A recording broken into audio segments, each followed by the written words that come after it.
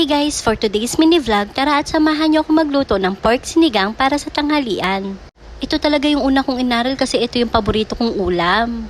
Dati kasi umaasa lang ako sa luto ni mama at ni nanay. Ngayon ako na yung nagluluto para sa pamilya ko. At dahil alam ng asawa ko na paborito ko ang sinigang, lagi itong kasama pag namamalengke siya.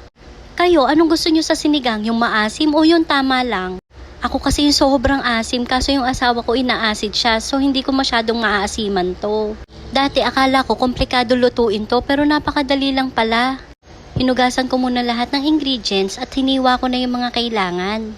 Feeling ko wala namang tama't mali sa pagluluto ng sinigang. Nasa sa inyo yan kung anong gusto nyong unahin. Ako sinasama ko yung kamatis at sibuyas sa pagpapakulo ng baboy.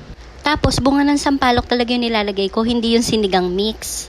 Ihahalo ko lang to sa pagpapakulo at mamaya naman hahanguin ko para pigain naman para makuha yung katas.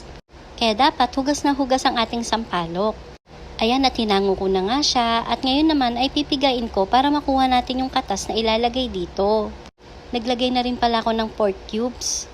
Gumamit lang ako ng strainer para mahiwalay yung balat ng sampalok at makuha natin yung katas. At naglagay na din ako ng patis dito. Nilagay ko na rin yung labanos. Sinunod ko na din yung sili at yung kangkong. Luto na ito guys. Yun lang guys. Sa susunod ulit.